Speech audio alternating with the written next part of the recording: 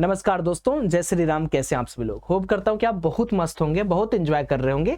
देखो, ना मुझे कोई जल्दी है ना आपको कोई जल्दी है कमाने के लिए। हमें आप सबको पता है कि ट्रेडिंग एक समय मांगता है और मैं बार बार इस चीज को बोलता हूं। तो मैं आपसे बस यही निवेदन करूंगा कि आज आपने ना बहुत इंपॉर्टेंट वीडियो पर क्लिक कर दिया। इसके अंदर मैं क्या डिस्कस करने वाला हूं कि जब भी आप बिटकॉइन, गोल्ड, ऑयल ट्रेड करें तो क्या देखें। कल हमने लाइव में इस टॉपिक के ऊपर डिस्कशन किया था एंड बहुत सारे लोगों ने अप्रूव किया कि सौरभ भाई देखो, एक चीज क्लियर करो। क्लियर क्या करना है कि ठीक है, मैं क्रिप्टो तैयार हूं करने के लिए, ठीक है, मैं ऑयल में भी ट्रेड करने के लिए तैयार हूं, मैं गोल्ड में भी ट्रेड करने के लिए तैयार हूं। अब यहां पर मैं एक डाउट आपका यहीं पर कंसर्न क्लियर कर देना चाहता हूं कि ऑयल एंड गोल्ड को ट्रेड करने के लिए जरूरी नहीं कि आप किसी फॉरेक्स ब्रोकर का ही यूज करें। अगर आपको यह लग रहा होगा कि सौरभ भाई मेरे पास अगर कोई फॉरेक्स ब्रोकर नहीं, मैं तब तो यूज ही नहीं कर सकता, गलत है। आप अपने भाई साहब इंडियन ब्रोकर्स के अंदर भी ऑयल गोल्ड तो आप कर ही सकते हैं। जो आपके इंडियन ब्रोकर्स हैं, धन हुआ, एंजल हुआ, जीरोधा हुआ। क्रिप्टो करने के लिए आप लोग के दिमाग में एक सवाल उत्पन्न होता है, क्या क्रिप्टो करना लीगल है? तो 100% क्रिप्टो लीगल है, क्योंकि इसको FIU रजिस्टर्ड मिल चुका है, यानी मिनिस्ट्री ऑफ फाइनेंस इसको संभालती है कि भैया जो लोग क्रिप्टो एक्सचेंज या प्लेटफॉर्म आपको दे रहे हैं वो लीगल है या इलीगल है। तो अब बात यह है कि आपके सामने मैंने ये तो रख दिया कि आप करने को ये भी कर सकते हो, ये भी कर सकते हो, ये भी कर सकते हो, लेकिन इन सबसे ज्यादा जरूरी है कि क्या हम राइट स्टेप लें जिसकी वजह से हमारे लॉस होने की प्रोबेबिलिटी थोड़ी सी लेस हो। लेस करने का मतलब ये नहीं दोस्तों को आप लॉस कर ही नहीं सकते। देखिए, कभी भी लाइफ में याद रखिएगा कि ट्रेडिंग एक फुल टाइम बिजनेस है और ट्रेडिंग में हजारों करोड़ों अरबों लोगों का इन्वॉल्वमेंट है।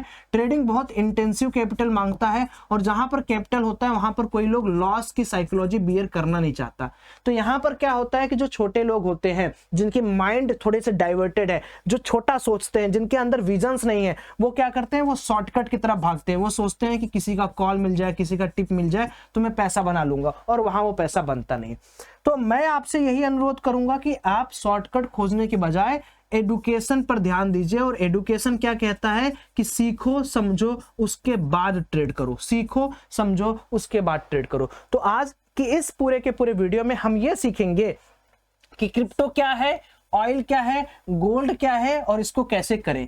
यहां पर मैं एक डिस्क्लेमर देना चाहूंगा कि जो ब्रोकर मैं यहां पर यूज करने वाला हूं उसका ब्रोकर का नाम एक्सनेस है, लेकिन वो इलीगल है इंडिया में। तो अगर आपको क्रिप्टो, गोल्ड और एक्सनेस के थ्रू करना है तो लिंक हमने डिस्क्रिप्शन बॉक्स में दिया है। वो आपकी मर्जी रहेगी कि आप किस तरीके से उसको गवर्नमेंट को प्रेजेंट करते हैं। मैं कोई भी उसकी जिम्मेदारी नहीं लूंगा। अब समस्या नंबर 1 कि भाई कई बार हम गोल्ड के मूवमेंट को देखते हैं, ऑयल के मूवमेंट को देखते हैं और BTC के मूवमेंट देखते हैं, यानी क्रिप्टो के मूवमेंट को देखते हैं, तो हमें लगता है कि ये तीनों मूवमेंट अपोजिट कर रहे हैं। कभी कभी हम देखते हैं कि हमारे पास गोल्ड है भाई साहब, हमारे पास ऑयल है भाई साहब और हमारे पास BTC है, ये तीनों अलग कर रहे हैं, तीनों डिफरेंट कर रहे हैं। कभी कभी हम देखते हैं कि गोल्ड और BTC एक साथ चल रहे हैं, तो अलग से क्या हो गया, इसमें ऑयल अलग से काम कर रहा है। ये सारी चीजें किस तरीके से डिपेंड करती है और इनकी डिपेंडेंसी क्या है, उसके बारे में आइए कुछ बातें समझ लेते हैं। दोस्तों, यहां पर थोड़ा सा शुरुआत में करूंगा धीरे धीरे, और यहां पर जो सबसे पहली बात की जाएगी वो बात की जाएगी क्रिप्टो मार्केट की, कि क्रिप्टो मार्केट का मेन फंक्शन क्या है।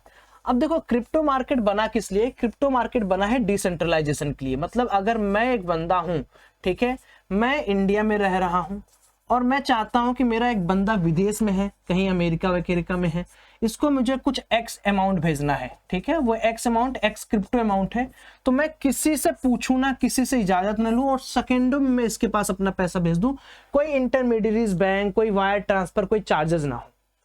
तो जब क्रिप्टो मार्केट के अंदर इतनी सारी गोपनीयता है, इतना आसान है, तो लोग क्या है कि धीरे धीरे क्रिप्टो मार्केट के अंदर शिफ्ट होना स्टार्ट कर रहे हैं और वो आत्मनिर्भर बनने की कोशिश कर रहे हैं। इसके कई सारे ब्लैक फेसेस भी हैं कि भैया इसमें चाइल्ड ट्रैफिकिंग हो जाती है, कोई टेररिस्ट ऑर्गेनाइजेशन को फंडिंग दे दिया जाता है। तो इसको बचाने के लिए गवर्नमेंट ने कई सारे रूल बनाए हैं। जैसे अगर आप इंडियन गवर्नमेंट की बात करेंगे तो इंडियन गवर्नमेंट क्रिप्टो के ट्रांसफर पर पूरी तरीके से बैन लगाया है। यानी इंडियन गवर्नमेंट की अगर आप बात सुनेंगे तो कोई भी ऐसा ऐप नहीं है इंडियन का जो इंडिया में रजिस्टर्ड हो और वो बिना सरकार को जानकारी दिए आपका पैसा इधर से उधर कर रहा हो।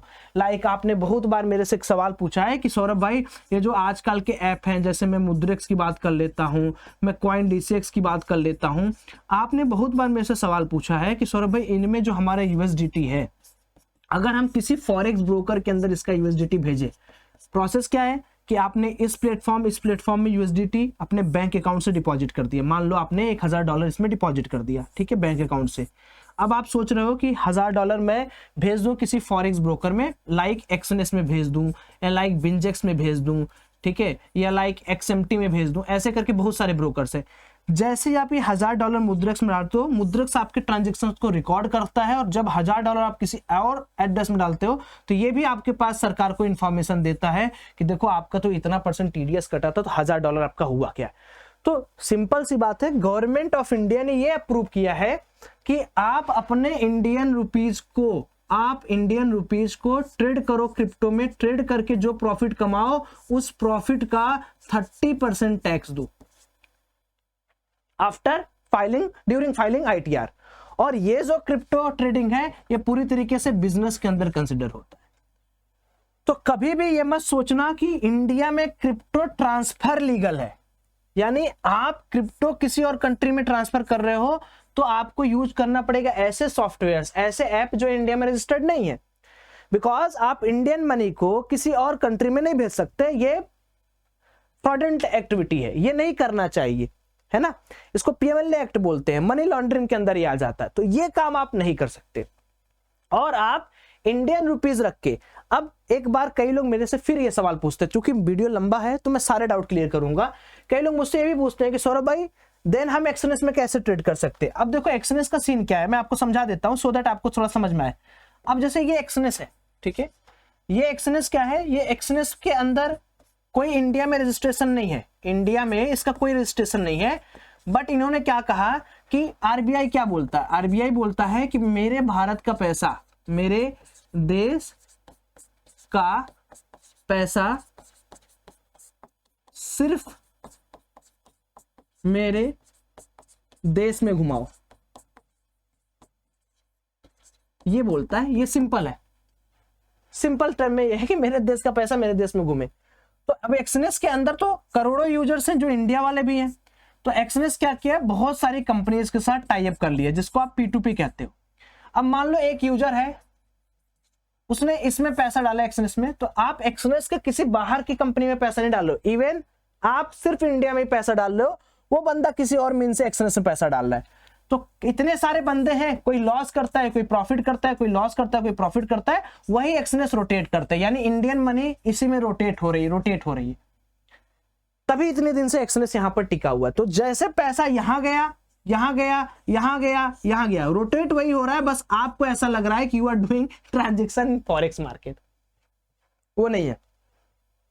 अरे आप INR में लूज कर रहे हो तो INR में कोई कमा भी रहा है, आपने लूज किया, वो कमाया, कभी वो लूज करेगा, आप कमाओगे। तो ये एक रोटेशन है, जो एक्सनेस कर रहा है आपके INR के साथ। यही रीजन है कि P2P को अभी भी लोग सेफ कहते हैं, और P2P में आपको कोई दिक्कत नहीं होती है। कभी कभार ऐसा होता है कि कुछ ऐसे बंदों के पास आपका पैसा चला जाता है जो थोड़े सस्पिशियस एक्टिविटी में इन्वॉल्व रहते हैं, तो टेम्पररली 3 से 4 दिन के लिए आपका बैंक अकाउंट फ्रीज हो जाता है, ब्लॉक्ड हो जाता है। देन आप उसके ऊपर लिख के देते हो, उनको आर्टिकल सबमिट करते हो कि भैया मैंने तो ट्रेड के लिए यूज किया था। फिर वो एक्सनेस की तरफ से आता है कि हाँ ठीक है, हमने इनका पैसा इंडिया में रखा, देन आपका अकाउंट अनब्लॉक होता है। So this is the whole process of doing Exness trading. अभी मैं ट्रेड के बारे में थोड़ा सा बताने से पहले थोड़ा ट्रेडिंग के बारे में आपको बता दे रहा हूं। So if you are asking me क्या एक्सनेस यूज करना सेफ रहेगा, yes you can use, but अब तुम ये सोचो उसका पैसा कमा के तुम किसी और कंट्री में भेज रहे हो, डायरेक्ट किसी और ब्रोकर के साथ डायरेक्ट कॉम्बिनेशन है तुम्हारा, वो गड़बड़ हो जाएगा। तो if you are interested you can, मैं अभी भी कहूंगा, you can still use Exness, you can use it demo purpose. Demo में तुम कर सकते हो, जरूरी नहीं कि हमेशा ट्रेड करो, बट एक बार अकाउंट ओपन करके डेमो देखो, फॉरेक्स दुनिया चलती कैसी है, एक बार देखो तो सही क्या है।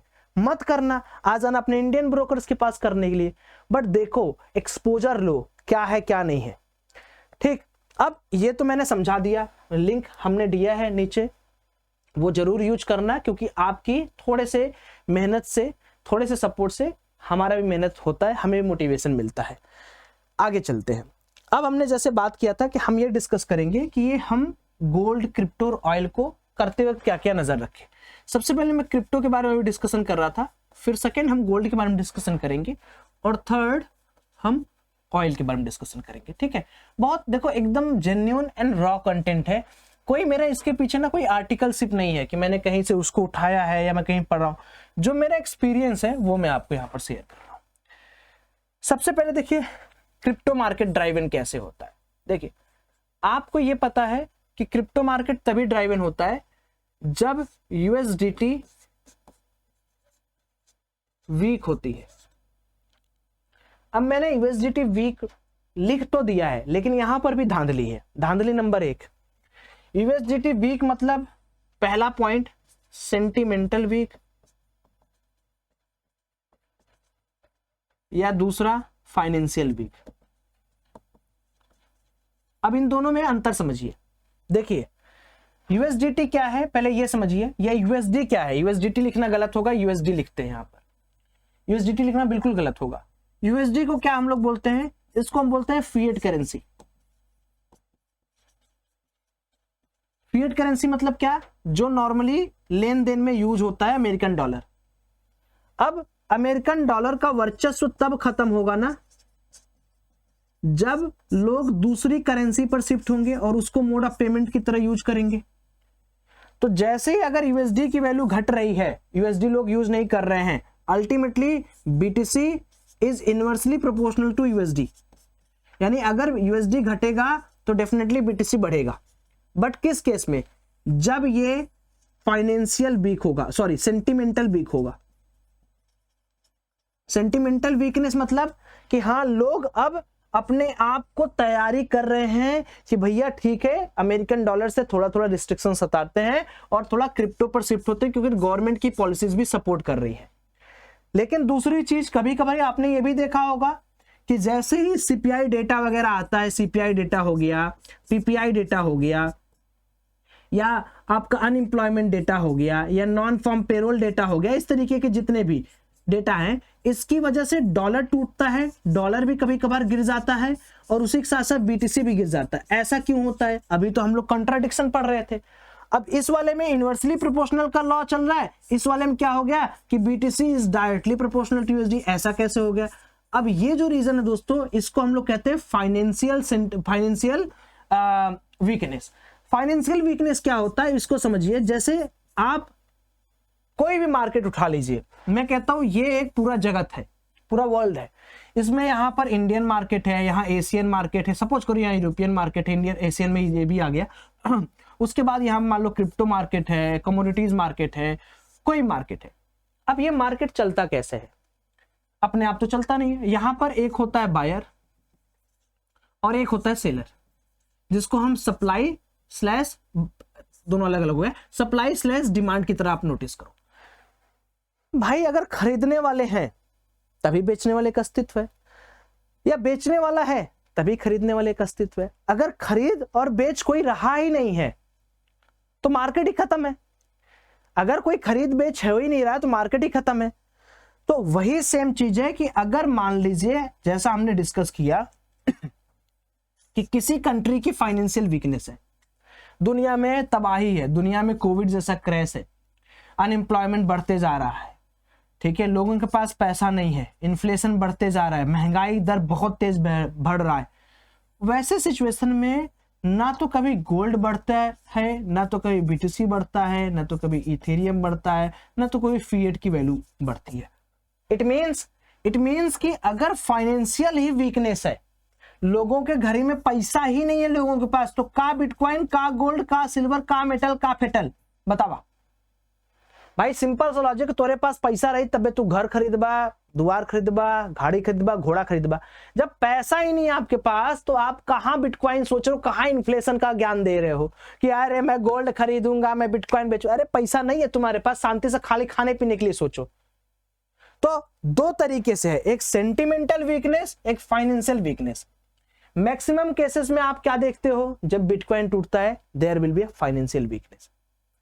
सेंटिमेंटल वीकनेस कब, सेंटिमेंटल वीकनेस जैसे फेड बदल गया, कोई चेयरमैन बदल गया, ट्रंप आ गया, तो दैट इज सिचुएशन की वो फाइनेंशियल सेंटिमेंटल वीकनेस है। अभी आपने देखा होगा पिछले कुछ दिन में डॉलर थोड़ा घटा था, बिटकॉइन बहुत बढ़ा था, 70 से सीधे 90-93 हो गया था।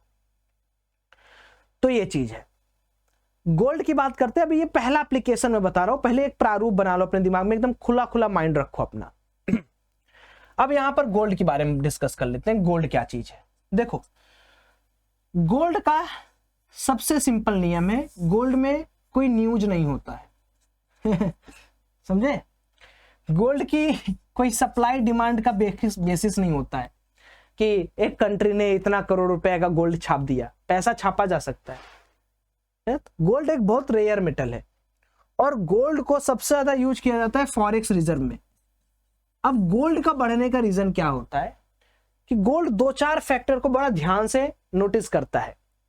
पहला, डर मतलब कि मार्केट के अंदर फाइनेंशियल डर है या जियोपॉलिटिकल डर है। फाइनेंशियल डर में तो बिकेगा भाई, पैसा नहीं है गोल्ड बेचो, कोई उसके ऊपर कोई मत सोचो। लेकिन डर में अगर कहीं वार हो रहा है, ठीक है, या आपको लग रहा है कि किसी सरकार की नई न्यू पॉलिसीज आने वाली हैं, हो सकता है कि अगर आज रसिया और इंडिया के अंदर जो ट्रेड हो रहा है उसमें रूबल या इंडियन रुपीज इन्वॉल्व है, कल को कोई सरकार आती है बोलती है नहीं भैया इंडियन रुपीज को हटा देंगे, सिर्फ और सिर्फ गोल्ड के अंदर ट्रेड होगा। आपको याद होगा पहले सिर्फ और सिर्फ गोल्ड एक मेजर होता था ट्रेड में, एक्सपोर्ट इंपोर्ट के समय। फिर अमेरिका के एक महान आए, उन्होंने गोल्ड को हटा दिया उसके बाद अपना फिएट अमेरिकन डॉलर ला दे, तभी अमेरिकन डॉलर इतना बड़ा हो गया, तभी अमेरिका इतनी बड़ी हो गई, नहीं तो अमेरिका भी आज पे करता रहता। तो कहने का ये मतलब है कि ये सब बनी बनाई बातें हैं, कुछ ऐसा नहीं है। अगर गोल्ड की बात करें तो गोल्ड महंगा क्यों हो रहा है? क्योंकि अब लोगों के अंदर डर, जियोपॉलिटिकल टेंशंस बढ़ रहा है, लड़ाई कहीं हो रहा है, मड़ाई कहीं हो रहा है, कोई लड़ रहा है, कोई मार रहा है हर कंट्री को। और उसके बाद फिर ये जो ब्रिक्स के मीटिंग्स हो रहे हैं, G20 की जो मीटिंग हो रही है, तो हर कंट्री स्पेसिफाइड कर रही है कि हम अपना काम करेंगे, हम डॉलर एक्सेप्ट नहीं करेंगे, हटाओ यार। तो अब अमेरिका को भी डर है कि भैया अगर सब लोग हमारा डॉलर छोड़ देंगे हमारा तो वैल्यू नीचे आ जाएगा। इंडिया को डर है कि यार 2-4 तो कंट्री हम लोग का INR लेती है, अगर वो भी छोड़ देगी तो हमें होगा। चाइना को अलग डर है कि यार 2-4 कंट्री हमारा लेती है, अगर वो भी छोड़ देगी। तो अब इसका मेजर क्या है कि वो चीज रख लो अपने पास, फॉरेक्स में बैठा के उठा के खरीद लो जिसकी सबसे ज्यादा जरूरत और कोई खत्म ना कर पाए। वो क्या है? सोना। दूसरा, क्रिप्टो। क्रिप्टो तो लोगे, ग्लोबल है। गोल्ड तो लोगे, ग्लोबल है। सिल्वर तो लोगे, ग्लोबल है। कहां जाओगे नहीं लोगे तो? INR नहीं लूंगा, रूबल नहीं लूंगा, USD नहीं लूंगा, एन नहीं लूंगा, यूरो नहीं लूंगा, गोल्ड तो लोगे। तो this is the main supply and demand zone for gold. पिछले कुछ सालों में after Covid there is several effect कि भैया कहीं वार हो रहा है, कहीं लड़ाई हो रहा है, कोई किसी को बोल रहा है, कोई कहीं मीटिंग कर ले रहा है, कोई किसी को दोस्त बना, कोई किसी को दुश्मन बना रहा है। तो गोल्ड क्या करेगा?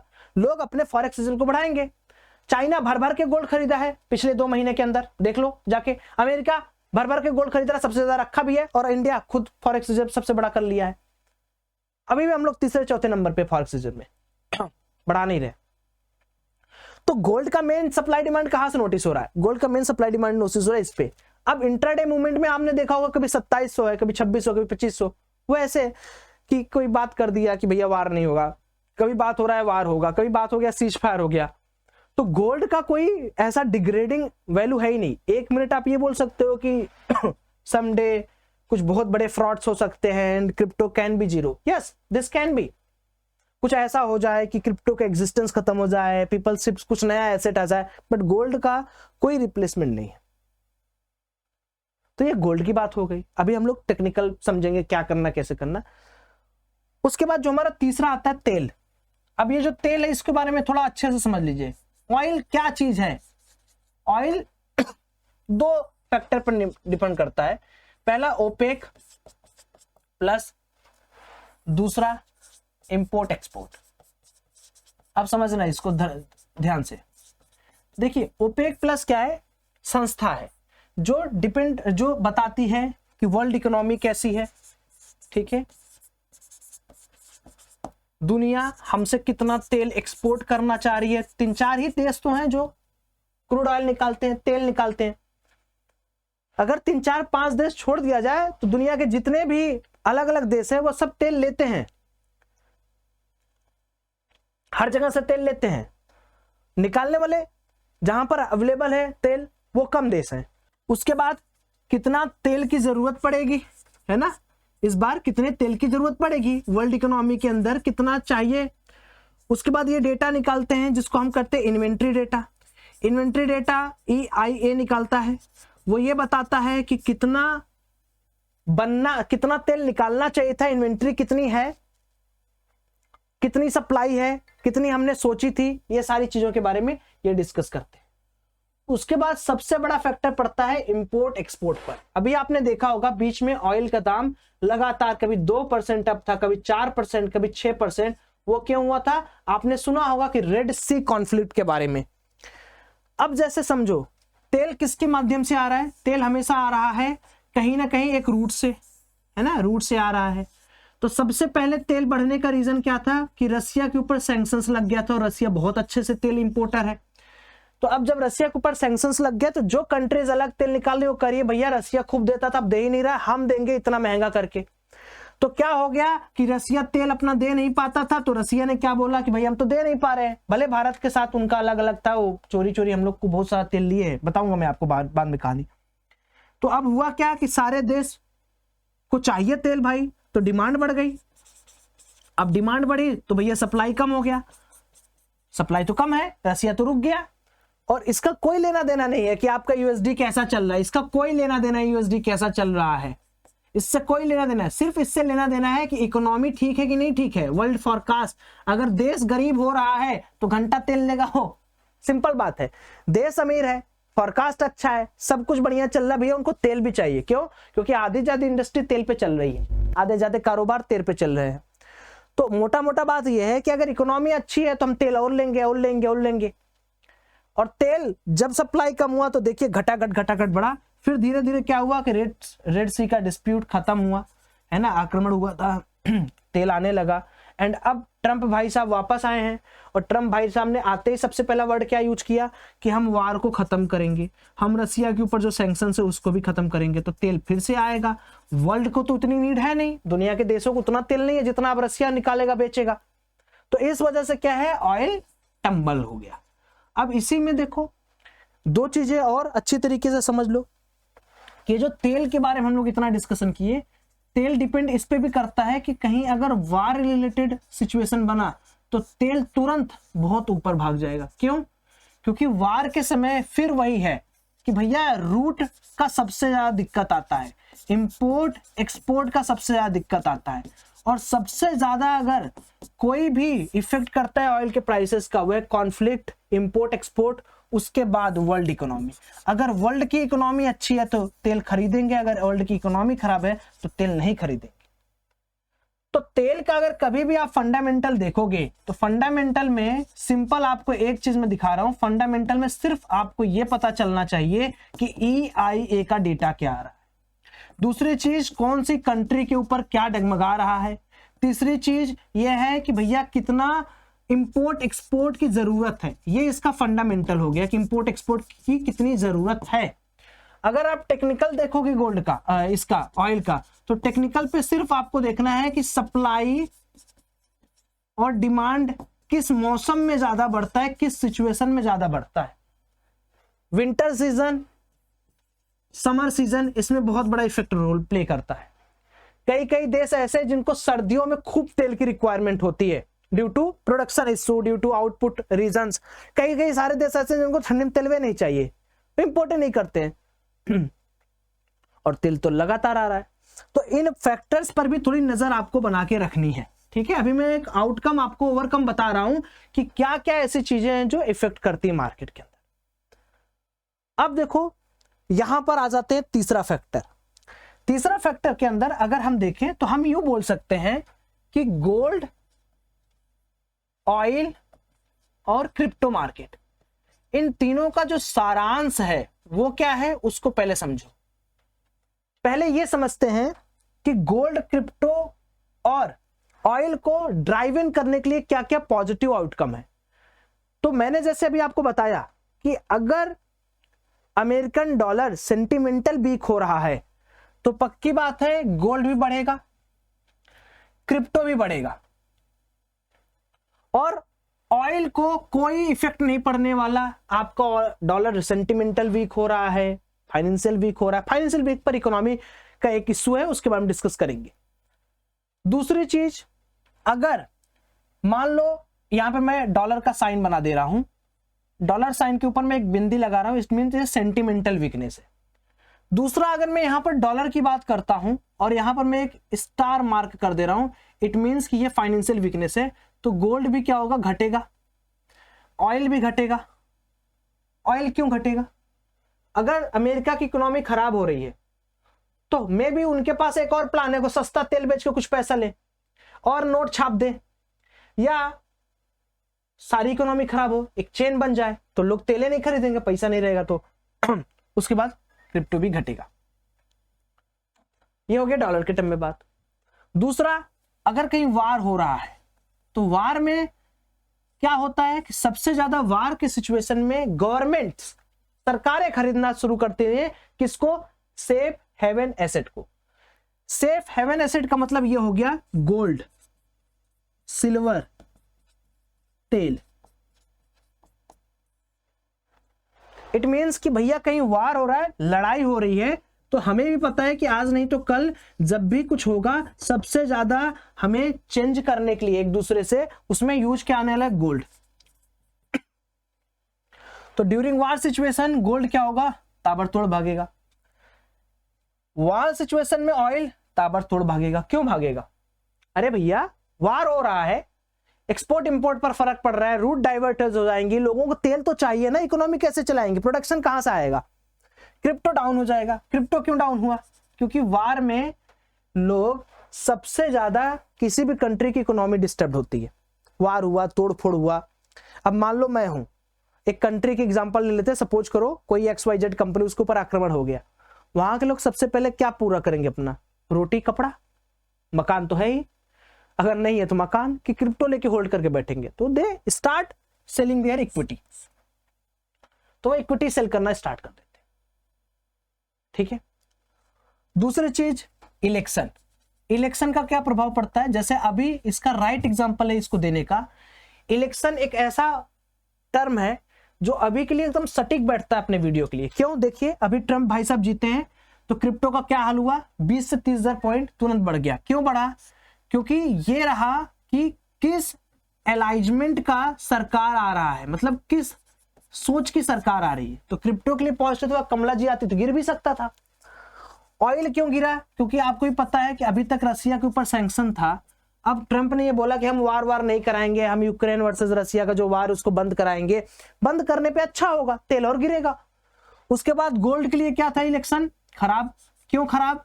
क्योंकि देखिए सिंपल सी बात मैं आपको समझाता हूं गोल्ड खूब सारे गवर्नमेंट ने बाई किया था। ट्रंप क्या है, ट्रंप ऐसे प्रोएक्टिव सरकार में से एक सरकार चलाते हैं जहां पर उनका मानना है वार होगा नहीं, कोई लड़ाई झगड़ा हम करेंगे नहीं। तो जब वार नहीं है, कोई खतरा नहीं है, तो हम गोल्ड को क्यों लेके रखें? क्योंकि इसके पीछे एक बहुत सिंपल सी कहानी है, मैं बताता हूं क्या। इधर आप इक्विटी मार्केट समझो, इक्विटी मार्केट, ठीक है, इक्विटी मार्केट इधर समझो। ये इक्विटी मार्केट चाहे इंडिया की हो उसके लिए भी सही है, चाहे अमेरिका की हो, यूके की हो, सबके लिए लागू होगा। और इधर एक एग्जांपल आप लेके रखो गोल्ड का, मतलब गोल्ड का, तेल का और क्रिप्टो मार्केट का। यही तीन है जिसके अंदर आप बहुत ज्यादा ट्रेड करते हो, तो मैं इन्हीं तीनों को लेके काम कर रहा हूं। भाई साहब जरा ध्यान से सुनिएगा ना, ये बड़ा इंटरेस्टिंग चीज है। मार्केट के अंदर, इक्विटी मार्केट के अंदर जब भी कोई बॉन्ड के अंदर इन्वेस्ट करता है या डिबेंचर्स के अंदर इन्वेस्ट करता है या नोट्स के अंदर इन्वेस्ट करता है, तो टाइम के साथ साथ उसको यहां पर एक डिविडेंड मिलता है, या तो कह लो एक बोनस मिलता है, या कह लो यहां पर एक यील्ड मिलता है। लेकिन अगर आप गलती से भी गोल्ड, ऑयल और क्रिप्टो में अपनी पोजीशन बना के रखे हैं तो सिर्फ आपको यहां मिलेगा प्रॉफिट। तो यहां पर कोई ऐसा सीन नहीं है, no yield, no dividend, no extra bonus. तो अब जब कहीं लड़ाई नहीं हो रही है, इकोनॉमी स्टेबल है, सब कुछ बढ़िया चल रहा है, तो एक इन्वेस्टर के पॉइंट ऑफ व्यू से क्या सोचेगा वो? क्या वो गोल्ड में अपना पैसा लगा के रखेगा जहां पर कोई यील्ड, कोई डिविडेंड नहीं मिल रहा है, या वो सोचेगा मैं बॉन्ड खरीद लेता हूं, गवर्नमेंट का ऑक्शन नोट्स खरीद लेता हूं, डिबेंचर्स में पैसा लगा देता हूं, सो दैट मेरा जो प्रॉफिट होगा वो तो बढ़ेगा ही बढ़ेगा, बट मुझे एक्स्ट्रा इनकम भी बनेगी जो डिविडेंड के फॉर्म में आएगी, बोनसेस के फॉर्म में आएगी, यील्ड के फॉर्म में आएगी, और जो पैसा बढ़ रहा हो तो बढ़ ही रहा है। तो इस वजह से जब ट्रंप की एक्टिव सरकार बनी तो हुआ क्या कि वार लाइक सिचुएशंस को खत्म करने की कोशिश कर रहे हैं क्रिप्टो, इसलिए बड़ा बहुत प्रो है क्रिप्टो को लेकर, but gold and oil tumble कर गए क्योंकि इसके अंदर इन्वेस्टर्स का जो इंक्लिनेशन था कि भैया हम तो अच्छी तरीके से पैसा लगाएंगे, वो कम हो गया क्योंकि वो पैसा हम इसमें ना लगा दें, हम डिवेंचर, हम इक्विटी ना ले ले। इक्विटी भी खरीदना बेकार है क्या? आप बताइए, इक्विटी खरीद के हम डिविडेंड ना कमा ले? तो इस वजह से ये मैटर आपको देखने को मिला। इसलिए इलेक्शन का पॉइंट बहुत इंपॉर्टेंट है किसी भी मार्केट को प्रेडिक्ट करने के लिए। उसके बाद हमारे पास क्या आता है? उसके बाद हमारे पास आता है सबसे इंपॉर्टेंट कि इवेंट्स क्या क्या है। अब इवेंट्स में देखिए सबसे इंपॉर्टेंट है, अगर आप लोग मेरे साथ इतने दिन काम कर रहे होंगे तो इवेंट्स में कड़ी है इवेंट्स की। जैसे आपने देखा होगा सीपीआई है, पीपीआई है, नॉन फार्म पेरोल डेटा है, जीडीपी फॉरकास्ट है, उसके बाद फेड के स्पीचेस हैं, रेट कट की इशू है या ग्लोबल प्रोजेक्शन है। तो ये अल्टीमेटली बहुत सारे ऐसे टर्म्स हैं, ऐसे न्यूज हैं जिनका सिंपल सा सार आपको सिर्फ ये निकालना है कि जब भी कोई डेटा पॉइंट पर आप न्यूज देखते हैं, चाहे सीपीआई देखो, चाहे जो देखो XYZ टिल इनफाइनाइट, आपको सिर्फ ये याद रखना है दोस्तों कि डेटा हमेशा फाइनेंशियल इंस्ट्रूमेंट्स को रिप्रेजेंट करता है, ना कि सेंटिमेंटल इंस्ट्रूमेंट्स को। इट मींस कि अभी मैंने जहां से आपको उठा के लाया, मैंने आपको कहां से लाया? मैं आपको यहां से लेके आया कि सेंटिमेंटल वीकनेस या फाइनेंशियल वीकनेस। इसलिए मैं कह रहा हूं वीडियो जब देखोगे पूरा तभी आपको गहरी अध्ययन होंगे, आपको समझ में आएगा। तो जब मैंने आपको ये बोला तो आप यहां पर मुझसे ये बहस नहीं करोगे सौरभ भाई जो डेटा पॉइंट पर आप डिस्कशन कर रहे हो वो कौन सा डेटा है, वो कौन सा वीकनेस है। बिकॉज डेटा हमेशा स्टैटिस्टिक होता है, उसमें कोई सवाल नहीं कर सकते। डेटा भगवान है आपकी नजर में, ट्रेडिंग वालों की नजर में, और होना भी चाहिए। डेटा ट्रेडिंग से बड़ा कोई ट्रेडिंग नहीं है। तो अगर मैं सीपीआई से लेके इनफाइनाइट डेटा की बात करता हूं तो मेरे दिमाग में हमेशा एक कंक्लूजन बना रहेगा कि दिस इज रियल, या कह लो दिस इज फाइनेंशियल डेटा। और फाइनेंशियल में अगर दो तरीके के डेटा आ सकते हैं, एक हो सकता है कि मार्केट में वीकनेस हो, और एक हो सकता है कि मार्केट के अंदर क्या हो दोस्त, स्ट्रांग हो, मार्केट मजबूत हो, मार्केट टाइट हो। अब समझो हमने क्या किया, डिस्कशन कर लिया है कि अगर मार्केट स्ट्रांग है तो बिटकॉइन, क्रिप्टो, ऑयल पर क्या प्रभाव पड़ेगा, अगर मार्केट वीक है तो क्रिप्टो, ऑयल और गोल्ड पर क्या प्रभाव पड़ेगा, ये हमने डिस्कशन कर लिया है। तो जो डेटा पॉइंट है उसको अलग सोचने की स्थिति में मत रखो, ठीक है। आप सिंपली ये सोचो कि डेटा है, सीपीआई आया, पीपीआई आया, नॉन फार्म पेरोल डेटा आया, जीडीपी आया, फॉरकास्ट आया, रेट कट हुआ, तो क्या फायदा है उसको ऐसे समझो। अब जैसे रेट कट होता है तो सोच के देखो, ये एक आपके लिए मैं सवाल रख देता हूं कमेंट में, रेट कट होगा क्या होगा? गवर्नमेंट जो बॉन्ड पे यील्ड दे रही है कम हो जाएगा, इवेंचुअली लोग गोल्ड और बिटकॉइन खरीदेंगे। सबसे सिंपल है समझना, ठीक। तो ये तरीका है कि आपको हमेशा, अभी मैं बताऊंगा, अभी आप लोग में से बहुत लोग सोच रहे होंगे सौरभ भाई ये सारी चीजें हम देखें कहां, मैं एक एक चीज बताऊंगा, सब्र करो, वीडियो लंबी है, मैं पहले ही जान रहा हूं, और उसके लिए मैंने पहले ही आपसे क्षमा मांगा है कि भैया मैं बड़ा खाली आदमी हूं। देखो मैं वो चीजें बोलूंगा जो मैं कोई स्क्रिप्ट नहीं है, कहीं भी कोई स्क्रिप्ट नहीं रहती मेरी, कोई नहीं। मुझे क्या बोलना मुझे आगे मुझे खुद नहीं पता जो सीखते जाता हूं आपको सिखाते जाता हूं, यही तो परिवार का नियम क्या है। अगर मैं आपसे चीजें छुपाने लगूंगा तो आप मेरे परिवार के सदस्य कैसे हुए? तो मेरे अंदर जो है वो मैं आपको बता देता हूं। आपको क्या करना है, इतने देर तक देखो मुझे वही लगता वही लोग रुके होंगे इस वाले पॉइंट पे, तो बोलना मेरे को इस वाले पॉइंट पर बस एक कमेंट कर देना, भैया मैं आपके साथ हूं। बस मैं समझ जाऊंगा कि तुम इतने देर पे रुके हो।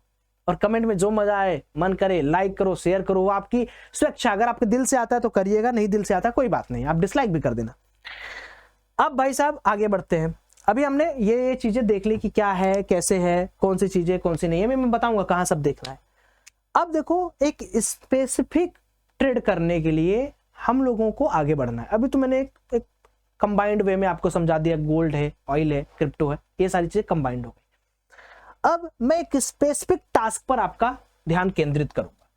सबसे पहले दोस्तों मैं क्रिप्टो से स्टार्ट करूंगा कि क्रिप्टो को क्या ड्राइव मिलता है।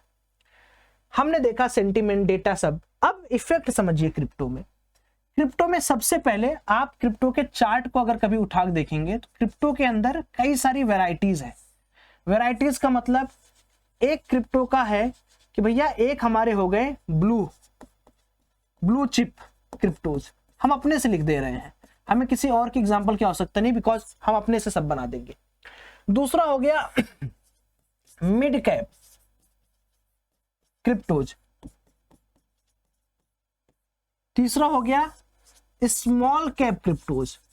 हम अपने से बना के आपको समझा रहे हैं और ऐसा समझाएंगे ना कि आपको कोई दिक्कत ही नहीं होगी।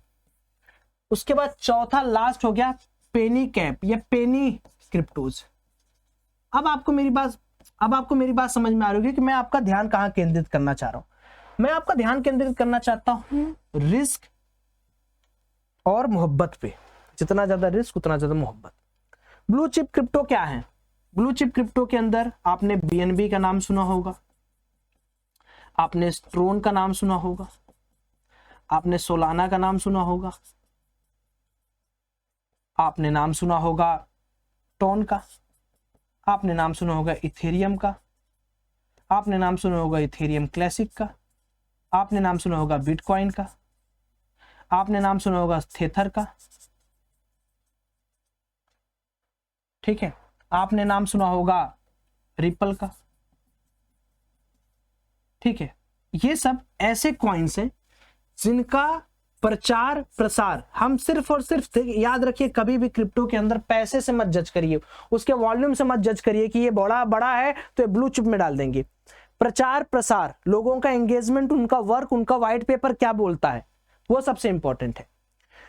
तो अगर ब्लू चिप स्टॉक्स के अंदर तेजी है याद रखिएगा, अगर ब्लू चिप के अंदर तेजी है तो it means crypto market right है, क्योंकि इसके बाद मिड कैप, स्मॉल कैप, पेनी, जितने भी छोटे हैं 2.5 रुपए से लेके उसके नीचे 0.2 वाले, जिनके नाम भी ज्यादा नहीं है, केवल और केवल एक पंप पे ये भागते हैं, एक इग्नाइट मिलता है या एक न्यूज मिलता है या कह लो कि एक सेंटिमेंट मिलता है, तब भागते हैं। तो समझ लीजिएगा कि अगर ये भाग रहे हैं और ब्लू चिप नीचे हैं तो दिक्कत है मार्केट के अंदर। इसलिए जब भी आपको देखना है तो ब्लू चिप देखिए, टॉप 7-8 देख लीजिए कॉइन्स पिछले 24 घंटे, 1 महीने, 1 साल में क्या कर रहे हैं, उसके हिसाब से सबका भविष्य निर्धारित है, क्योंकि ये पूरे पंप एंड डंप में चले जाते हैं। तो क्रिप्टो देखने के लिए सबसे पहले आपको क्या करना पड़ेगा, ये चीज समझनी पड़ेगी कि क्रिप्टो का भविष्य ड्राइवन है गवर्नमेंट से, चाहे वो गवर्नमेंट ऑफ इंडिया हो, गवर्नमेंट ऑफ चाइना हो, जापान हो, रसिया हो, अमेरिका हो, जितने भी टॉप 5 to 10 कंट्रीज। अगर सारी गवर्नमेंट ही बैन कर देगा, डिस्कशन नहीं करने देगा, इलीगल कर देगा, तो क्या क्रिप्टो का भविष्य है? भाई हम आप किसके सहारे चल रहे? गवर्नमेंट के सहारे। हम अपनी दुनिया तो नहीं बना सकते, गवर्नमेंट के जो लॉज है वो सबके ऊपर अप्लाई है। तो अब क्रिप्टो को समझने से लिए हमने ये तो समझ लिया कि चलो फाइनेंशियल है, सेंटिमेंटल है, इकोनॉमी है। अब हमको एक चीज समझना है कि क्रिप्टो ड्राइवन किससे हो रहा है? क्रिप्टो ड्राइवन हो रहा है इसके कंपैटिबिलिटी से। कंपैटिबिलिटी मतलब कि भैया अगर दुबई वाले बोल दे कि हम क्रिप्टो लेंगे नहीं, दुबई में आपने देखा होगा you can buy a flat by using crypto, by using crypto guys, by using crypto, ठीक है। और भी ऐसे कई सारे कंट्रीज हैं जहां पर आप कर सकते हैं। कई सारे कंट्री ऐसे हैं जो टैक्सेशन को 0 करने आ रहे हैं, दुबई का नाम सबसे पहले उसमें।